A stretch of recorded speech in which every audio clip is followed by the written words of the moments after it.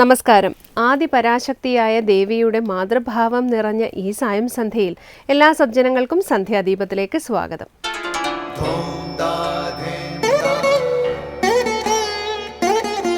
ശുഭം ഭവതു കല്യാണമായുസാരോഗ്യവർദ്ധനം സർവദുഃഖ വിനാശായ സന്ധ്യാദീപം നമോസ്തുതേ. നാമം ജപായനം പുണ്യം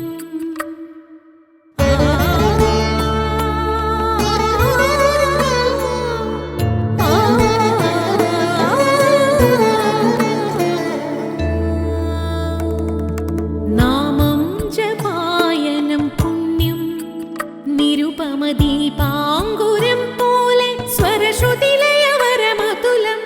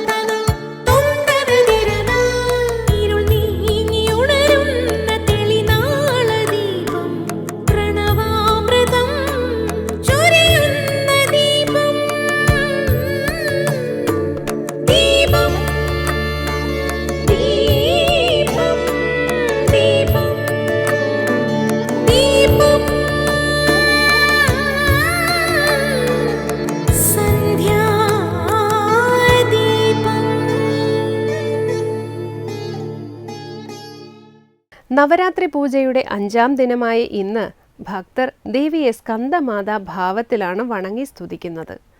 ശിശുവായ സുബ്രഹ്മണ്യ സ്വാമിയെ അഥവാ സ്കന്ദനെ മടിയിൽ വെച്ചിട്ടുള്ള ദേവിയുടെ ഭാവത്തിന് മാതൃസ്നേഹത്തിൻ്റെ നിറവാർന്ന സൗന്ദര്യമാണ്. ദക്ഷിണ ഭാരതത്തിലെ ജനങ്ങൾ സുബ്രഹ്മണ്യ സ്വാമിയെ അല്ലെങ്കിൽ ശ്രീ മുരുകനെ മഹാ അവതാരമായിട്ടാണ് സങ്കല്പിച്ചിരിക്കുന്നത്. ഗുരുസ്വരൂപ സങ്കല്പവും സുബ്രഹ്മണ്യന് നൽകിയിട്ടുണ്ട്. ജന്മന യോഗിയും ദിവ്യനുമായിരുന്നു സുബ്രഹ്മണ്യൻ. ഗൃഹസ്ഥാശ്രമത്തിന് ശേഷമാണ് ശ്രീ മുരുകൻ സന്യാസം സ്വീകരിച്ചത്. കുട്ടിയായിരിക്കുമ്പോൾ പിതാവിന് പ്രണവമന്ത്രം ഉപദേശിക്കാൻ പോലും കഴിവുള്ള ജ്ഞാനിയായിരുന്നു സുബ്രഹ്മണ്യൻ. സ്കന്ദൻ ഉപാസിച്ചിരുന്നത് ശിവപാർവതിമാരെ ആയതുകൊണ്ടാണ് ദേവിക്ക് സ്കന്ദമാത എന്ന നാമം ലഭിച്ചത്. ഈ ഭാവത്തിൽ ദേവിയെ ആരാധിക്കുന്നത് ഐശ്വര്യത്തിനും കുടുംബജീവിതത്തിൻ്റെ സൗഭാഗ്യങ്ങൾ ലഭിക്കുന്നതിനും ഉപകരിക്കുമെന്നാണ് വിശ്വാസം. നവരാത്രി പൂജയിൽ നാളെ ദേവിയുടെ കാത്യായനി ഭാവത്തെക്കുറിച്ച് മനസ്സിലാക്കാം. തുടർന്ന് നമുക്ക് മാർഗദീപമാകുന്ന ഗുരുവചനം കേൾക്കാം. ഭക്തിമാർഗത്തിൽ തുടക്കം മുതൽക്കേ ഫലം പുജിക്കാം, ആനന്ദമനുഭവിക്കാം. മറ്റു മാർഗങ്ങളിൽ അവസാനമാണിത്. ഭക്തിയുടെ ഫലം പ്ലാവിൽ നിന്ന് ചക്ക കിട്ടുന്നത് പോലെയാണ്.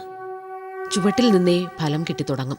എന്നാൽ മറ്റുള്ളവയിൽ മുകളിൽ കയറി ചെന്നാലേ ഫലം കിട്ടുകയുള്ളൂ.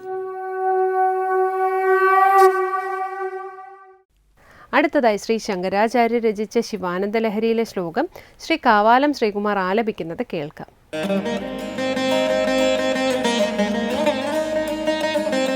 शम्भुध्यानवसन्दसङ्गिनि हृदारामेघजीर्णच्छदाः स्रस्ता भक्तिलताच्छडा विलसिताः पुण्यप्रवालश्रिताः दीप्यन्ते गुणकोरका जपवचः पुष्पाणि सद्वासना ज्ञानानन्दसुधामरन्दलहरि संवित् फलाभ्युन्नतिः.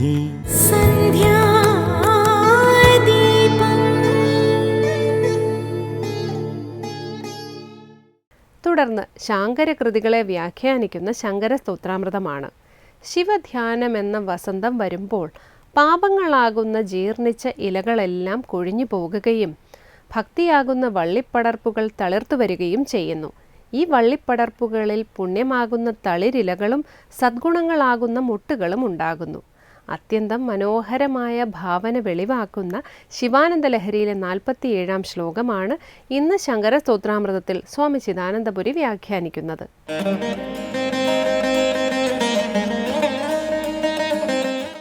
ശങ്കര സ്തോത്രങ്ങളിൽ ശിവാനന്ദലഹരിയിൽ 47-ാമത്തെ ശ്ലോകമാണ് നമ്മൾ ശ്രദ്ധിക്കുന്നത്. മുൻ ശ്ലോകത്തിൽ മനസ്സിനെ അരയന്നമായി കൽപ്പിച്ചു. ഈ ശ്ലോകത്തിലാകട്ടെ മനസ്സിനെ ഒരു പൂന്തോട്ടമായി കൽപ്പിക്കുകയാണ്. ശിവധ്യാനമാകുന്ന വസന്തം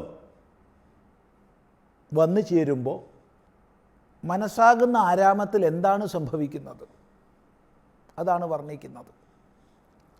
ശംഭുധ്യാന വസന്തസംഗിനി ഹൃദാരാമേ, ശംഭുധ്യാനമാകുന്ന വസന്തത്തോട് സംഗമുണ്ടാകുന്ന, ചർച്ചയുണ്ടാകുന്ന ഹൃദാരാമത്തിൽ, ഹൃദയമാകുന്ന മനസ്സാകുന്ന ആരാമത്തിൽ, പൂന്തോട്ടത്തിൽ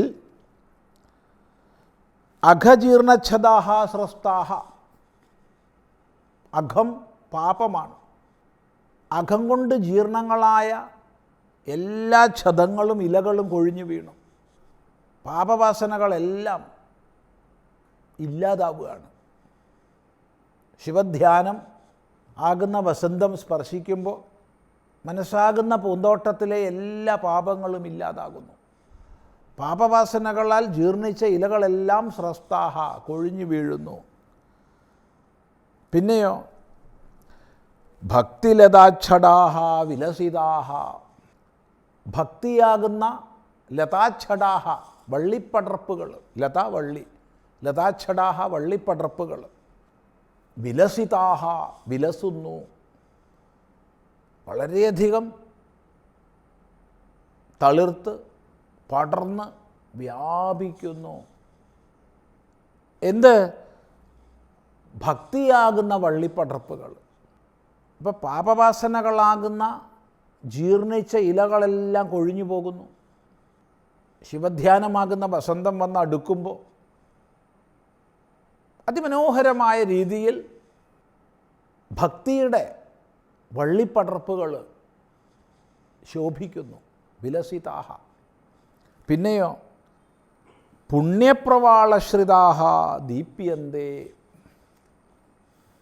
പുണ്യമാകുന്ന പ്രവാളങ്ങളാൽ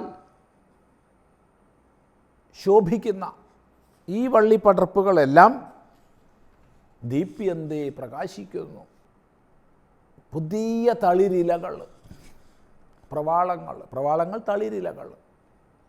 എങ്ങനെയുള്ളതാണ് തളിരിലകൾ? പുണ്യമാണ്. ശംഭുധ്യാനമാകുന്ന വസന്തം വരുമ്പോൾ സ്വാഭാവികമായി പുണ്യകർമ്മങ്ങൾ ഏറുന്നു, പാപം കൊഴിഞ്ഞു വീഴുന്നു. പാപവാസനകളാൽ ജീർണിച്ച ഇലകളെല്ലാം കൊഴിഞ്ഞു വീണു. പുണ്യത്തിൻ്റെതായ തളിരുകൾ വിലസിതാഹ, വിലസിക്കുകയാണ്, വിശേഷേണ ലസിക്കുകയാണ്, ശോഭിക്കുകയാണ്, അത്യന്തം ശോഭിക്കുകയാണ്. ദീപ്യന്തേ പ്രകാശിക്കുകയാണ്. ഗുണകോരകാഹ ദീപ്യന്തേ, ഗുണങ്ങളാകുന്ന സദ്ഗുണങ്ങളാകുന്ന കോരകങ്ങൾ മൊട്ടുകൾ മുഴുവൻ പ്രശോഭിക്കുന്നു. നിറയെ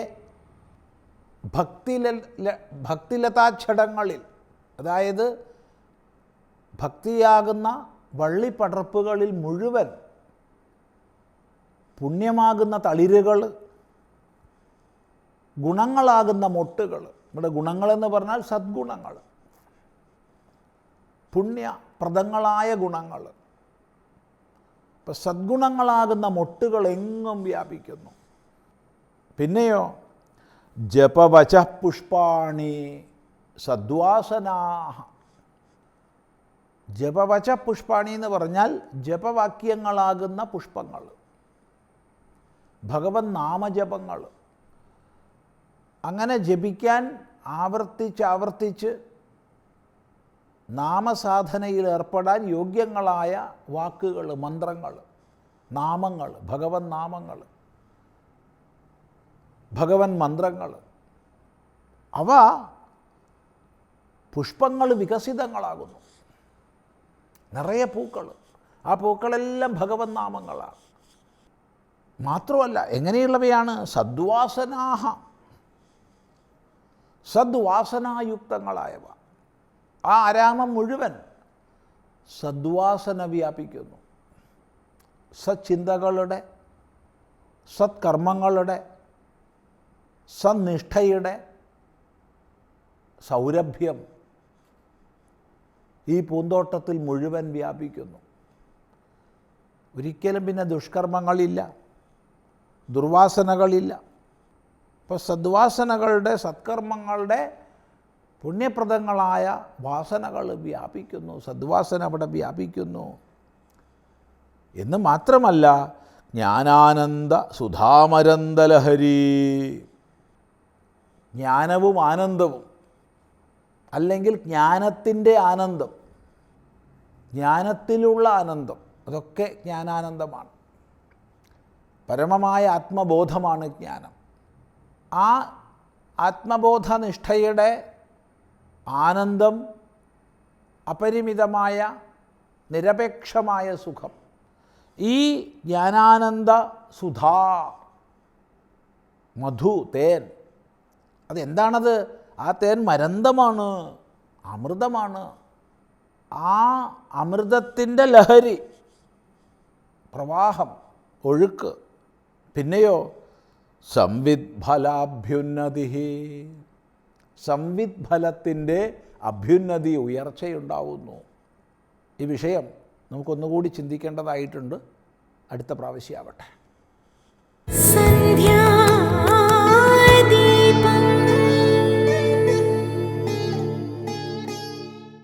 അടുത്തതായി ക്ഷേത്രങ്ങൾ സാധനാ കേന്ദ്രങ്ങൾ എന്ന സെഗ്മെന്റിലേക്ക്.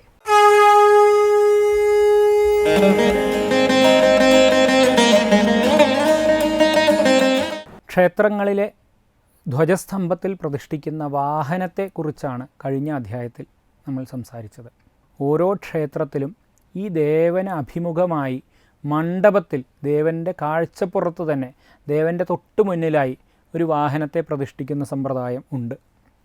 എല്ലായിടത്തും പ്രതിഷ്ഠാരൂപത്തിൽ കാണില്ലെങ്കിലും ചിലയിടത്തെങ്കിലും പ്രതിഷ്ഠാരൂപത്തിൽ തന്നെ മണ്ഡപത്തിൻ്റെ മുകളിൽ വാഹനത്തെ പ്രതിഷ്ഠിക്കാറുണ്ട്.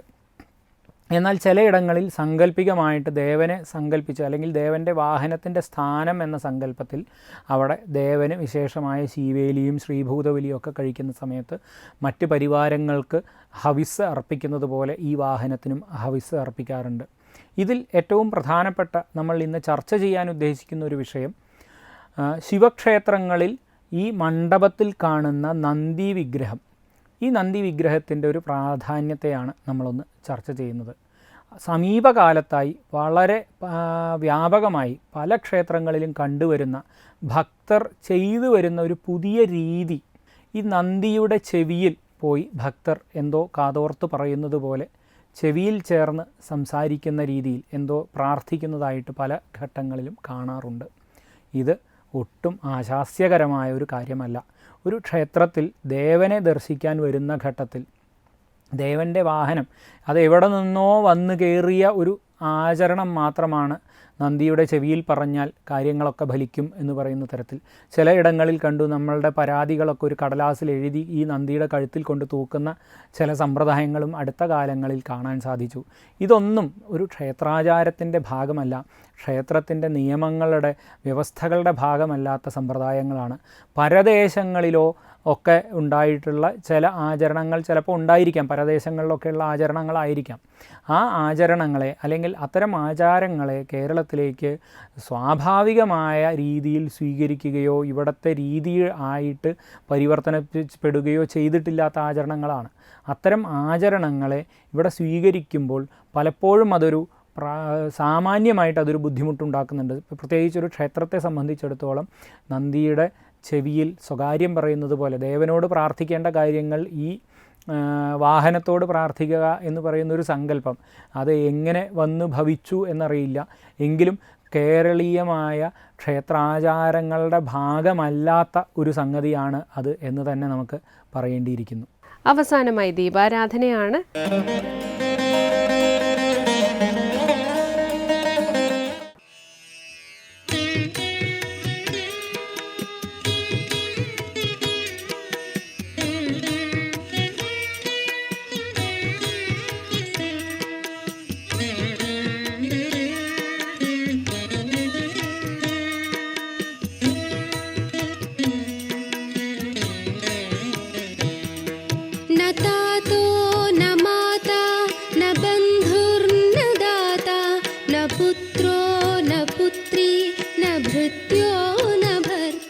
ഇത് പാൽക്കുളങ്ങര ദേവീക്ഷേത്രമാണ്.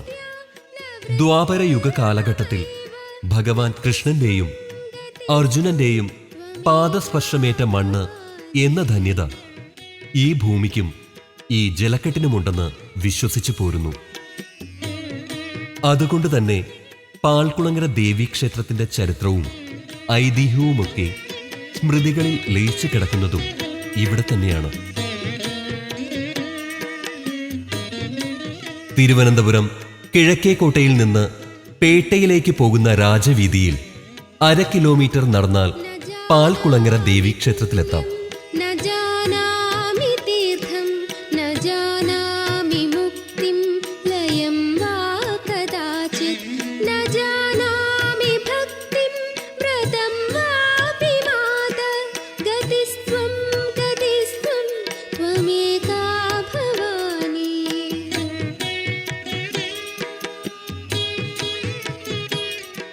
വരദായിനിയായ രാജരാജേശ്വരി സങ്കല്പത്തിലാണ് പ്രതിഷ്ഠ. ഈ ക്ഷേത്രം നിർമ്മിച്ച് പ്രതിഷ്ഠ നടത്തിയത് അർജുനൻ ആണെന്നാണ് വിശ്വാസം. ക്ഷേത്രത്തിനോട് ചേർന്ന് അർജുനൻ നിർമ്മിച്ചതെന്ന് കരുതപ്പെടുന്ന ഒരു കുളവുമുണ്ട്. कुसंगी कुबुद्धि कुदास कुलाचारहि പാൽക്കുളം എന്നാണ് ഈ കുളം അറിയപ്പെടുന്നത്. कुदृष्टि कुवाक्य പാൽക്കുളങ്ങര എന്ന് ഈ സ്ഥലത്തിന് പേര് വന്നത് ഇതിൽ നിന്നാണെന്നും വിശ്വസിക്കപ്പെടുന്നു. प्रमेका भवानी.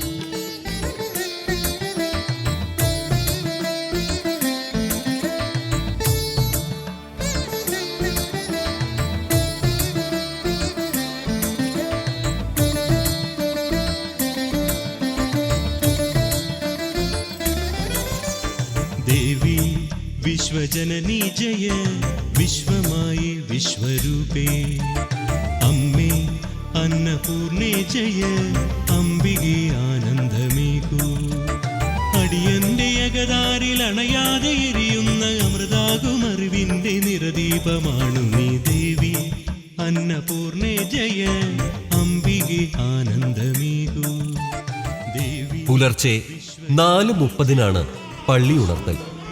5 മണിക്ക് നട തുറക്കും. തുടർന്ന് നിർമാല്യ ദർശനം. ഉച്ചയ്ക്ക് 11 മണിയോടെ നടയടയ്ക്കും. വൈകുന്നേരം 5 മണിക്ക് വീണ്ടും നട തുറക്കും. 8 മണിയോടെ അടയ്ക്കും. 3 രീതിയിൽ ദീപാരാധന നടക്കുന്ന അപൂർവം ക്ഷേത്രങ്ങളിൽ ഒന്നാണിത്.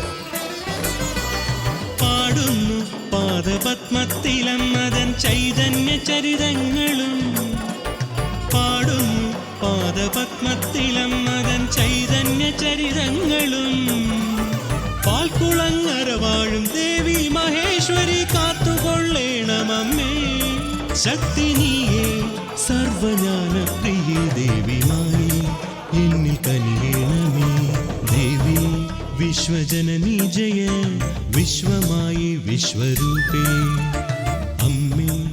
മറ്റു ക്ഷേത്രങ്ങളെ അപേക്ഷിച്ച് പൂജാരീതികളിൽ വേറെയും മാറ്റങ്ങളുണ്ട്. ദേവിയുടെ പ്രധാന ഉത്സവം മീനഭരണിയാണ്. മാർച്ച് 12 മുതൽ 21 വരെയാണ് ഈ ഉത്സവം നടക്കുന്നത്. ഉത്സവ സമയം ക്ഷേത്ര ദർശനം നടത്തുന്നവർക്ക് 1 വർഷം ദർശനം നടത്തിയ ഫലമാണ് ലഭിക്കുന്നത്. അതുകൊണ്ട് തന്നെ ഈ സമയത്ത് കേരളത്തിലെ വിവിധ സ്ഥലങ്ങളിൽ നിന്ന് ദർശന പുണ്യം തേടി ഭക്തർ ഇവിടെ എത്താറുണ്ട്. ശതകോടി സൂര്യ തേജസാലടിയന്റെ ആദികളാറ്റേണമേ കരിമ്പാലി വാഴുന്ന മംഗളദായിനി സാധകനാക്കേണമേ രുദ്രനീയേ ചന്ദ്രചൂഡ പ്രിയ ദേവിതായേ.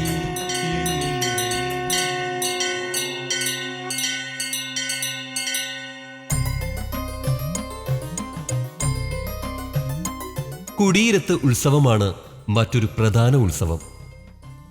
3 കൊല്ലത്തിലൊരിക്കലാണ് ഈ ഉത്സവം നടക്കുന്നത്. ക്ഷേത്രത്തിന്റെ പടിഞ്ഞാറ് ഭാഗത്ത് ഊരൂട്ട് പറമ്പിലാണ് ഈ ഉത്സവം നടക്കുന്നത്. ഇവിടെ പച്ചപ്പന്തൽ കെട്ടി ദേവിയെ കുടിയിരുത്തിയാണ് ഉത്സവം.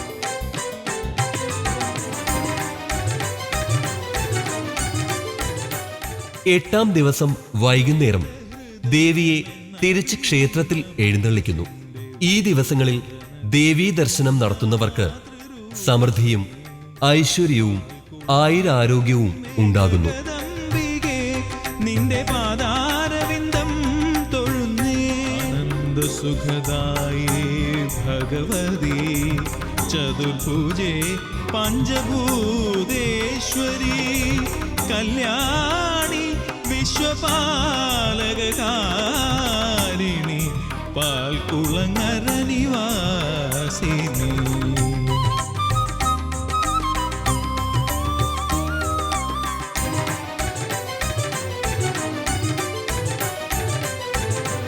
കൈകളിൽ കരിമ്പും പാൽക്കുളങ്ങര ദേവീക്ഷേത്രത്തിനുള്ളിൽ ആര്യമതപ്രകാരമുള്ള പൂജാവിധികൾ അനുഷ്ഠിക്കുന്നു. എന്നാൽ ഊരൂട്ടുപറമ്പിലെ പച്ചപ്പന്തലിൽ ദേവി കുടികൊള്ളുമ്പോൾ ദ്രാവിഡ രീതിയിലുള്ള തോറ്റമ്പാട്ട് മുതലായവകൾക്ക് പ്രാധാന്യം കിട്ടുന്നു. കാണാത്തതുമായി ഈ ഉത്സവ നടത്തിപ്പും രീതികളും കാണുമ്പോൾ നൂറ്റാണ്ടുകൾക്ക് മുൻപ് തന്നെ ഇവിടെ സമത്വ സാഹോദര്യ മനോഭാവങ്ങളും പരാജയപ്പെടാത്ത ജനാധിപത്യ രീതികളും നിലനിന്നിരുന്നു എന്ന് അനുമാനിക്കാം. വേദന തീർക്കുന്ന മാതൃരൂപമേ പാൽക്കുളങ്ങരയമ്മേ ജഗദംബികേ, നിന്റെ പാദാരവിന്ദം തൊഴുന്നേ.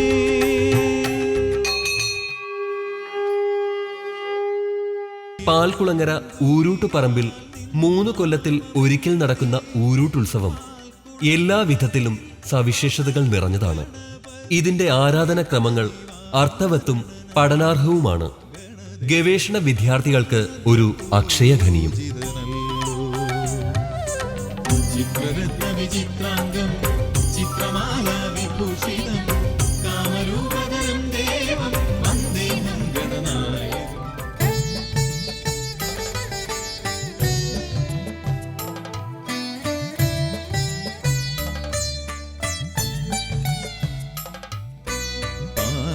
പാൽക്കുളങ്ങരയിലെ പരമാത്മികേ, എന്റെ പ്രാർത്ഥന കേട്ടുണരൂ. പടിഞ്ഞാറെ നടയിലെ പടിവാതിലിൽ പതിവായി മനം നൊന്തു ഞാൻ തൊഴുതു നിൽപ്പു. ദേവി പന്തീരടി പൂജ തൊഴുതു നിൽപ്പു. പാൽക്കുളങ്ങരയിലെ ശ്രീകോവിലിനുള്ളിലെ ദേവീ വിഗ്രഹത്തിലേക്ക് നോക്കുന്ന ഏതൊരാൾക്കും കണ്ണെടുക്കുവാൻ കഴിയാത്ത വിധം പുഞ്ചിരി തൂവി ആത്മീയ സൗന്ദര്യ പ്രഭ വിടർത്തി നിൽക്കുന്നു പാൽക്കുളങ്ങര ദേവീ വിഗ്രഹം. അത്രയ്ക്ക് മനോഹരമാണ് അലങ്കാര പൂജ കഴിയുമ്പോൾ ദേവി. പന്തീരടി പൂജ തൊഴുതു നിൽപ്പു.